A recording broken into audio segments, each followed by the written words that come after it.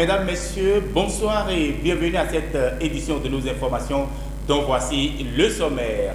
La commémoration à l'échelle planétaire de la journée internationale de la femme dédiée bien sûr aux droits de la femme. Le réseau des femmes leaders de l'Atakora, REFELA et l'Union des étudiants ressortissants de l'Atakora, l'UERA, ne sont pas restés en marge de la journée internationale de la femme.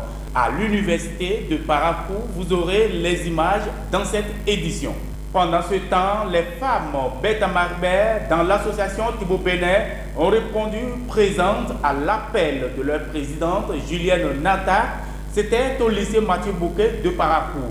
Le reportage à suivre dans cette édition. D'une célébration à une autre, l'association Wendekpe, ce qui signifie Dieu est grand, l'association des femmes Wama du Septentrion ont célébré avec faste cette journée. Vous aurez les images dans cette édition.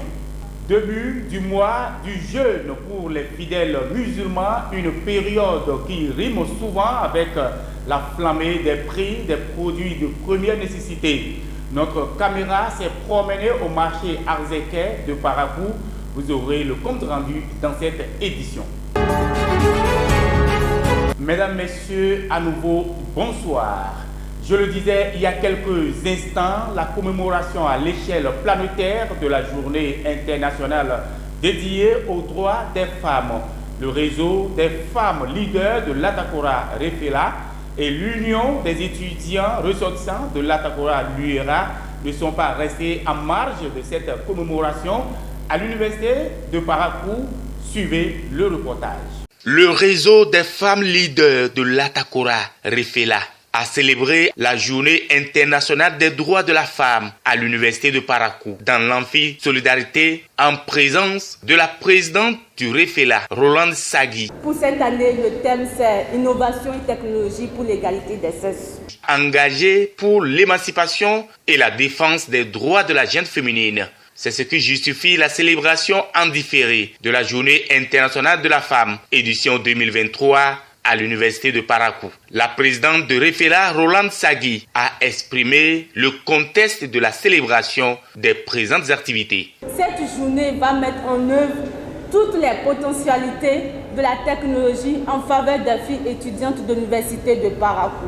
Et c'est dans cette optique que nous avons jugé bon et utile ce matin de célébrer la journée internationale de la femme en faveur des étudiants, de tous les étudiants de l'université de Parakou. Agir pour célébrer en pleine participation et le leadership des femmes. La technologie peut élargir l'accès des femmes et aux filles à l'éducation et leur ouvrir de nouvelles perspectives. Le doyen de la faculté des droits et des sciences politiques de l'université de Parakou, le professeur Mokhtar Adamou, a salué cette belle initiative. En lisant de façon savoureuse les statistiques au niveau mondial, j'ai constaté que 62% des femmes en 2022 ont eu accès au numérique contre 69% d'hommes et que selon ces mêmes statistiques, il a été prévu qu'il y a $1 milliard d'activités ou du moins financièrement qui sont perdus au profit des États par le fait que les femmes soient investies de ce monde numérique.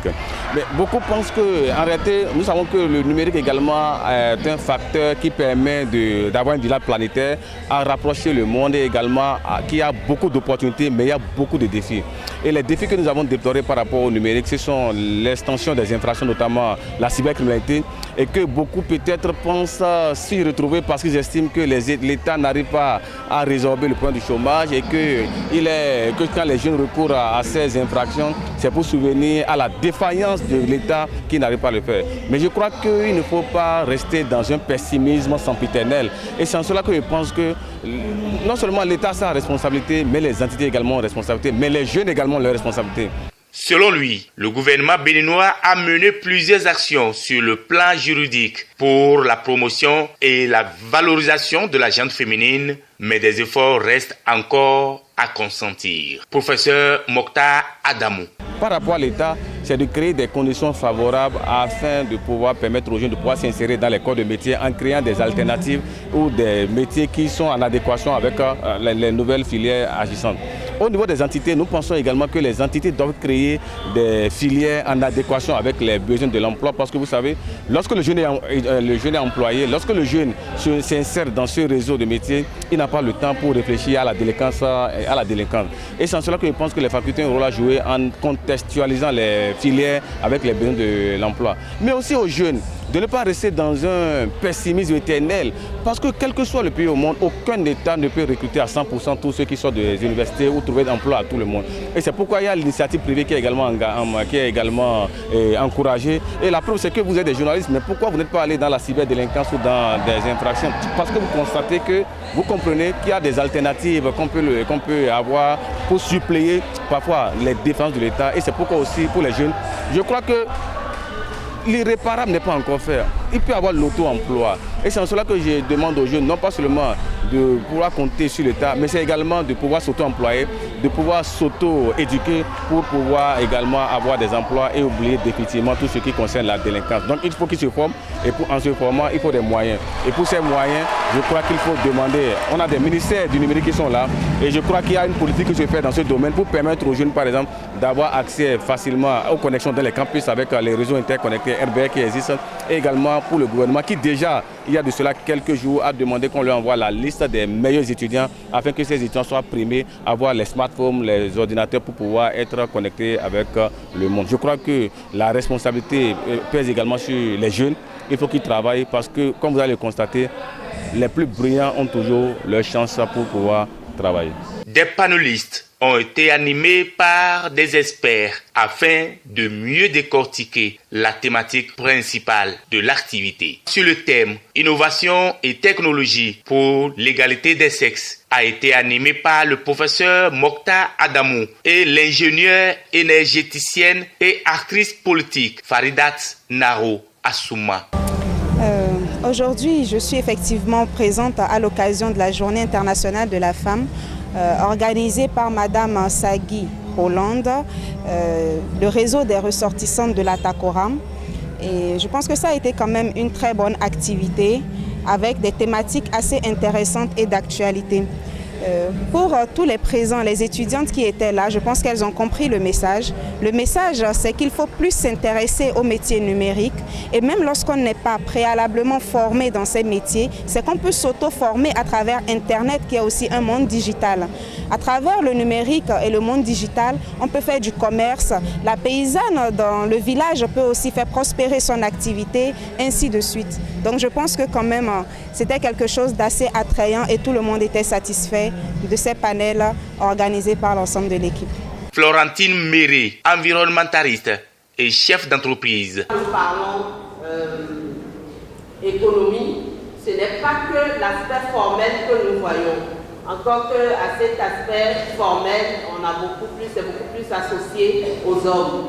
Mais les femmes, en tant qu'actrices à la base, nous proposent quand même des services, des produits facilement accessibles et contribuent aux échanges, au flux d'échanges quand même que nous observons, même si nous n'arrivons pas à capitaliser, ou si les structures formelles n'arrivent quand même pas à capitaliser cela. Il a été animé, entre autres, par Roland Sagui, juriste de formation, Marguerite Daraté, chef d'entreprise et femme politique, Roland Kouaro, animatrice du projet Suède à Tanguieta, Bibiane Saogou, présidente d'organisation non gouvernementale, et Victoire Nouanti, fonctionnaire d'État, modérée par la journaliste Isabelle Lemou. Cette cérémonie a été parrainée par Dandi Yam, professeure agrégée en droit public, enseignante à la faculté de droit et de sciences politiques de l'université d'Abomey-Calavi et présidente de la Chambre de contrôle des comptes des entreprises publiques à la Cour suprême. Plusieurs prestations artistiques et culturelles ont meublé l'événement à la satisfaction des participants, des autorités universitaires, des étudiants, des enseignants et d'autres invités de marque. Les femmes Beta Marbert dans l'association Thibaut Bénet ont sacrifié à la traditionnelle cérémonie, bien sûr, des droits des femmes. C'était au lycée Mathieu Bouquet, un appel de Julienne Nata, le présidente. Suivez le reportage. Les femmes de l'Atakora, en marge de la célébration de la journée à elle dédiée le 8 mars, ce samedi 25 mars 2023, à la salle des fêtes du lycée Mathieu Bouquet de Parakou, elles se sont jointes aux autorités politico-administratives pour mener les réflexions autour du thème « Autonomisation socio-économique des femmes, un pas pour le développement du Bénin ». D'importantes luttes ont été menées pour améliorer le statut de la femme et renforcer sa participation au processus de développement de la nation. Julienne Nanta, la présidente des femmes, Thibaut Bénin. À l'en croire, ces initiatives devant accroître le potentiel productif de la femme sont parfois entravées par certains maux de la société béninoise, notamment les mutilations génitales féminines, les mariages précoces, les mariages par échange, le harcèlement sexuel des filles, le faible taux de scolarisation des filles, la traite et les violences de tout genre. Le président de la Commission nationale linguistique d'Itamari section Borgou, Léon Okassé, demande à toutes les femmes de savoir lire et écrire en langue d'Itamari, une autre manière de lutter contre l'analphabétisme. Aujourd'hui, la Commission nationale linguistique a pour chemin de bataille alphabétiser ces braves femmes qui sont dans les rameaux. Elles veulent apprendre à lire et à écrire. Et c'est dans l'écriture de la langue maternelle, c'est là où sort la danse, là où sort la culture. Et c'est notre chemin de bataille. À cet effet, nous avons travaillé ensemble. Toutes ces cellules qui sont installées, nous avons plus d'une vingtaine de cellules. Et nous sommes passés les sensibiliser. La commémoration de cette journée internationale de la femme a été l'occasion pour les autorités politico-administratives de réitérer l'engagement de l'État à promouvoir ses droits et à contribuer à son autonomisation socio-économique, nous fait savoir Mathurin Nda, président des jeunes du quartier Tibona à Parakou, au nom de la vice-présidente Mariam Chabi Talata Zimé. Je vous prie d'applaudir pour toutes les femmes du monde entier.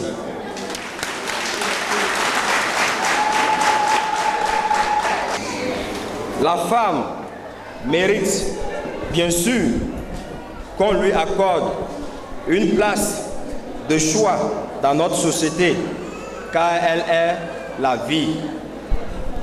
Et rien que pour cela, nous devons tous nous battre pour le respect du droit des femmes à travers toute la terre. D'ailleurs, la promotion de la femme est aujourd'hui la chose la mieux partagée au Bénin. Et sous le leadership éclairé du numéro 1 des Béninois, son Excellence, le président Patrice Talon.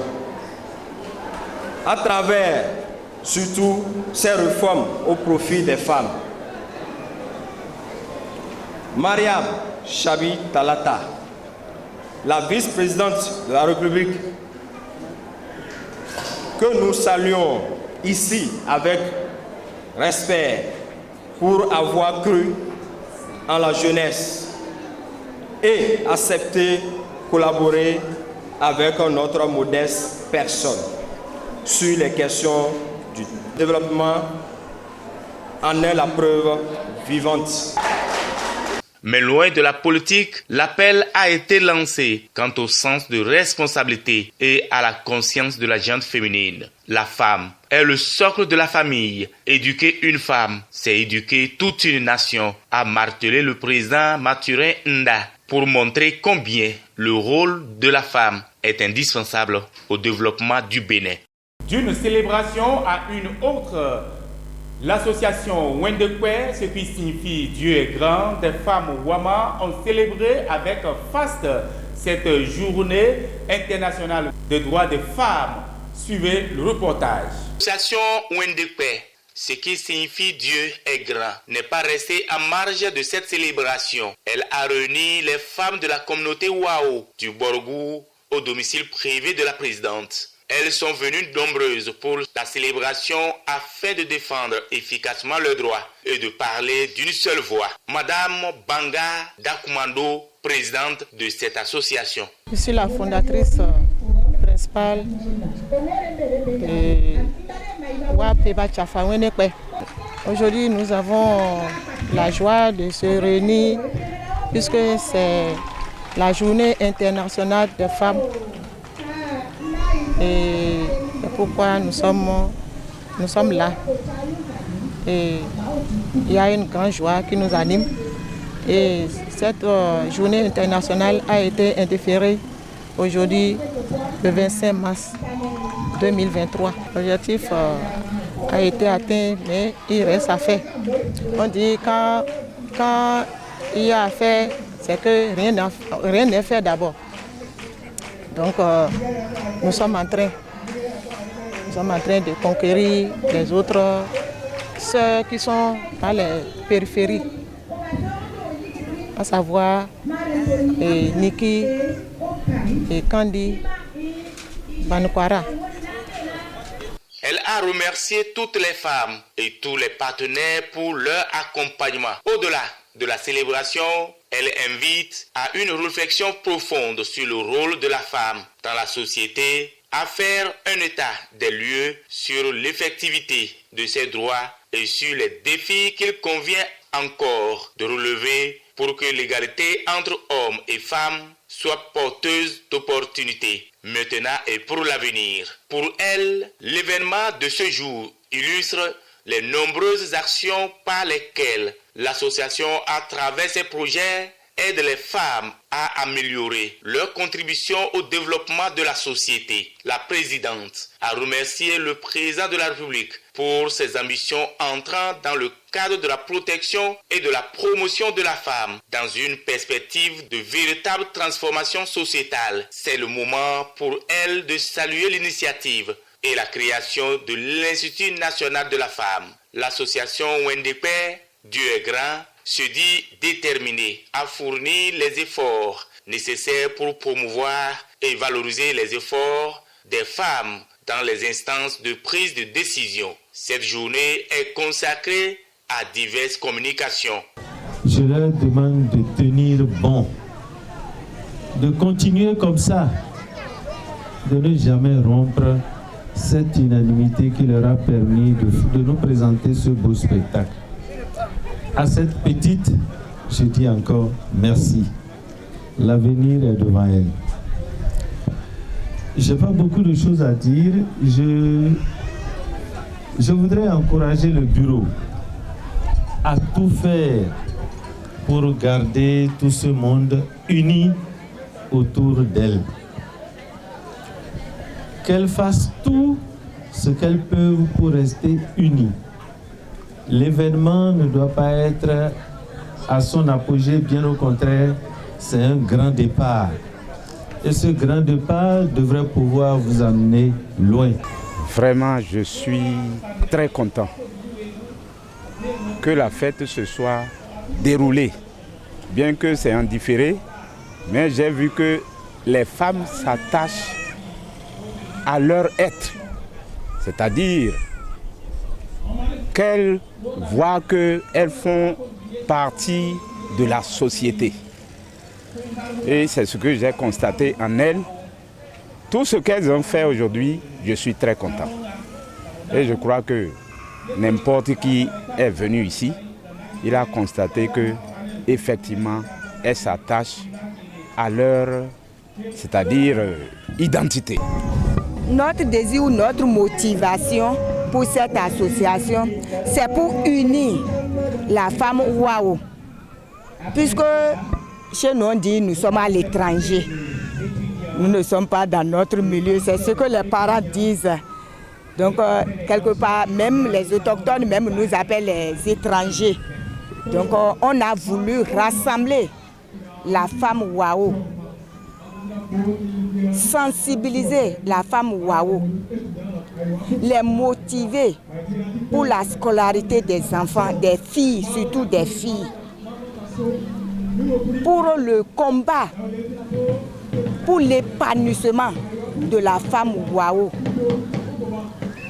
Pour que la femme Wao ne soit pas en dernière position.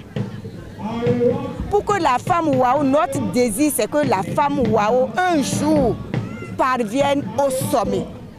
Des animations culturelles et artistiques ont meublé cette journée riche en conseils.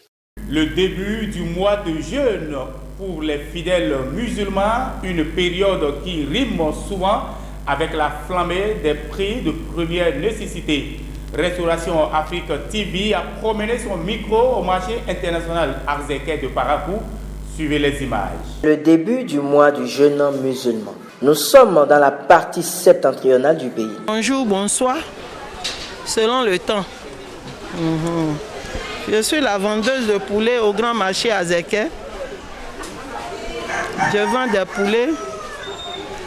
Vu en ce qui concerne le carême, avant on a acheté l'huile à 1000 francs, c'est devenu à 1200. Tout chose a augmenté de prix. Les macaronis, les boîtes de conserve, le lait, le sucre, tout est cher. Avant on payait le sucre à 600, c'est devenu à 700. Le lait à 1100 francs, 1200, c'est devenu à 1400. Où allons-nous avec tout ça? Que l'État regarde la situation pour nous sauver. Parce qu'il y a les pauvres parmi nous qui n'a pas la force de nous aider aussi. Comme à l'accoutumée, les prix varient d'un marchand à un autre dans la cité des Kobourou. Qui va trouver le poisson à 500 et venir payer pour les 2500? Vous voyez que tout est cher. Chimisaka mehosi igodi yebu kenal maka mehoka mansa za bifo wallahi norusi yebu di su kwese e kadi goba wallahi talkatere di agono para kunu dembe mete kamba te kai gana iwe para mokwe na mogine para borom igana borom e kamba te mehodi wallahi talkatere bonne gono ko mehodi pe za bifo bon woni gyo kai de kulu norusi bofanaka nadi leo di kulu go igo installer ba won afo nade za bifo di yo bo ibine sara ipama dalili henota ba mese. Ceux qui prennent un PMP, c'est parce que c'est ça, ils prennent un PMP. Mais si c'était à 1000 francs, ils peuvent acheter. Comme avant, ils vont acheter. La variation de ces prix des produits de grande consommation se justifie par les commerçants. Je m'appelle Johnson Marceline. Avant là, on vend bien, mais on rend grâce. Le carême est venu. Maintenant, on t'attend le Dieu. Dieu va faire son miracle. C'est lui qui fait miracle. Si on vient au marché là, ce qu'il y a pour nous là, on trouve. On ne peut pas mentir qu'on ne vend pas. Un peu, c'est pas beaucoup comme avant. Maintenant là, tout c'est cher. Quand même, on est dedans, on ne peut pas refuser. Comme on est dedans là, qu'est-ce que tu vas refuser? On rend grâce toujours. To mansa bene no rufi to almai guna bani to ikwe mai dan hunde ko ni yokuna no gbe ikwe makwe na no ebon ogbe mo ogini ye bugo no wo do mi go banada abuna mi go banada ba alma na tizan ya doni to he kai guna no ya kai baki boni bi ogo no ye bu ya fi ankino da kunu go to ye bu ya fi. Il faut donc harmoniser les prix et permettre à tout consommateur, et surtout les musulmans, de bénéficier de ces produits pour leur alimentation quotidienne. C'est le souhait du gouvernement avec le contrôle des prix dans les marchés pour faire respecter les commerçants véreux et donner la discipline dans ce secteur. Mesdames, Messieurs, c'est tout pour cette édition de nos informations. Merci de nous avoir suivis chez vous. On se retrouve demain.